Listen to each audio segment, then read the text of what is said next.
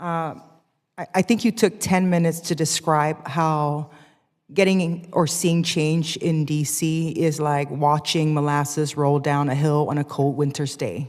And since my time here, right, that's kind of how it feels. And one of the things that I've noticed really when it comes to change is that, everybody wants change, but for the most part, they want change when it doesn't affect them, or they want change in their pocket, right? And that seems to be like a common theme around this town.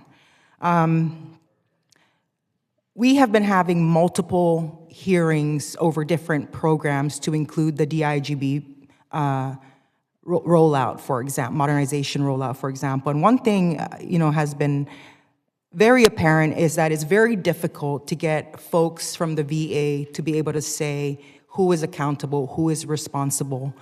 I think Representative Van Orden said it best the other day that like some of these hearings feels like Groundhog's Day.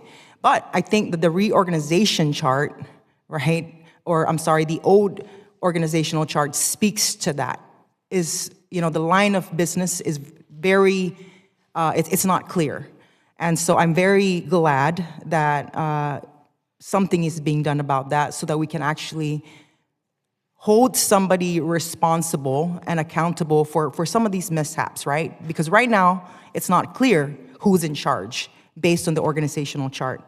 The one thing that I do want to raise to your attention, because I was looking at the slides that you shared, and I'm concerned that in the map of the VICNs, right, or the VISNs, that there is no representation of any of the territories. And I'm gonna tell you this, it had me in my feelings a little bit because that's all that I talk about with regards to just trying to get basic care. So can you speak to that, please?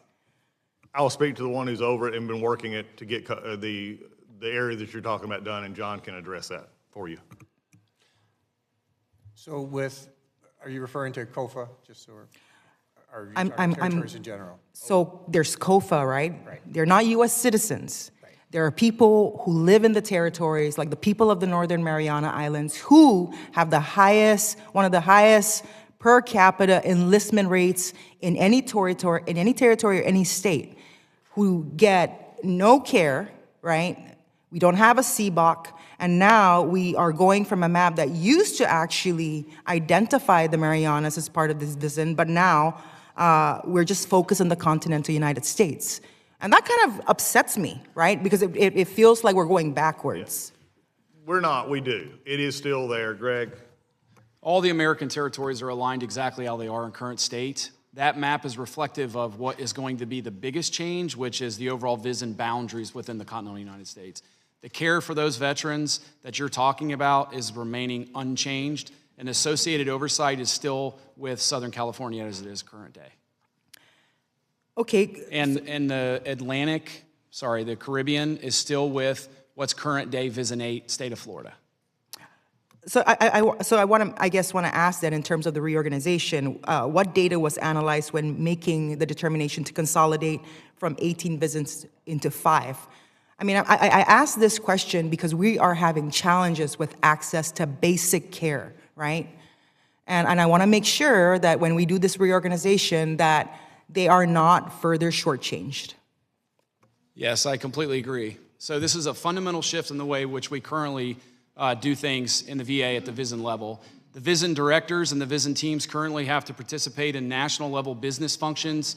I'm going to use a loose term here, the bureaucracy aspect of what's necessary, in addition to those oversight and coordinating functions for care delivery. So when you look at the big picture, if you just went from 18 to 5 and had the same scope, that would be a big problem. In the new structure that was completely based on market research for all kinds of entities to include public and private, for-profit, not-for-profit, it was very clear that we needed to have an entity within each one of our VISN structures that focused directly on the care delivery and those coordinated needs at the care level without competing priorities against some of that bureaucratic stuff. So each VISN in the current 5 structure has 3 health service areas. Their only focus of scope is care delivery. All right, thank you.